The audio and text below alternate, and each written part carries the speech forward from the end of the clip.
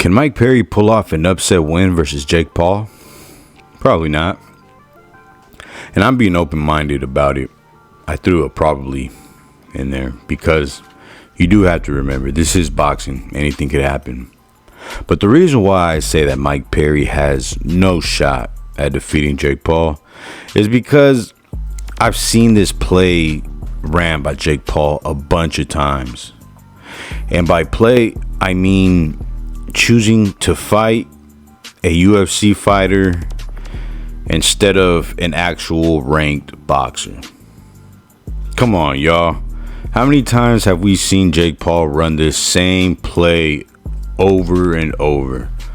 First with Tyron Woodley, then Ben Askren, Anderson Silva, Nate Diaz, and now Mike Perry. And this weekend will be no different. Mike Perry is going to get knocked out just like all the other UFC fighters that try boxing Jake. So for all you Jake Paul haters that are only watching the fight and hopes that Jake Paul gets his ass whooped, the chances of that happening are slim to none. Sorry. Me, on the other hand, I don't hate Jake Paul.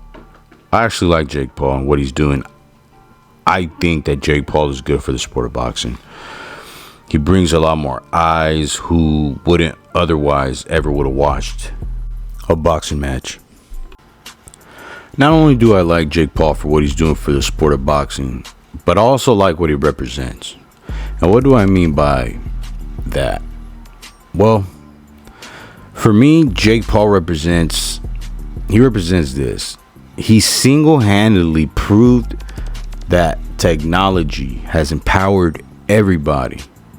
It's as far as you want to take it and how far you want to make it. For an example, Jake Paul started a YouTube channel with all he had. And all he had was his brother. He blew up on YouTube. And now he's one of the biggest earners when it comes to the sport of boxing. Technology is the new version of the gold rush. Like back in the day when a lot of people were coming out to California for the gold rush. Well, this is our version of the gold rush, technology. So Jake started a YouTube channel, blew up, became famous, and now he has his own energy drink. He has his own cologne, perfume. And if those products aren't selling, he could just beat up another MMA fighter, get a check. It's genius. I'm telling y'all. So I ain't mad at Jake Paul for carving out his own lane of beating up MMA fighters who've never boxed before. But what I will say is this: he should stick to what he knows, and he should stick to boxing, MMA, and UFC guys, because if he dares to fight an actual ranked boxer, Jake Paul would be in trouble. And he knows that.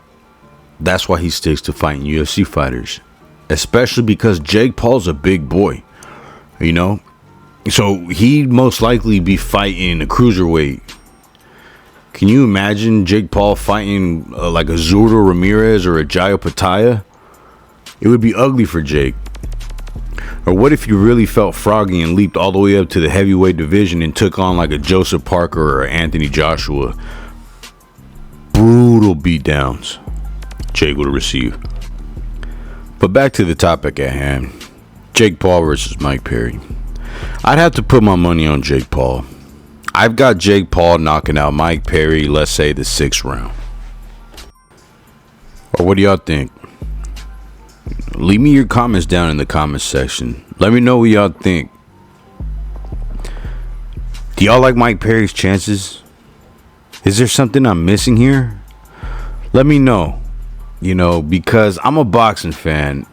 I'm not a big UFC guy. I'm not a bare knuckle fan.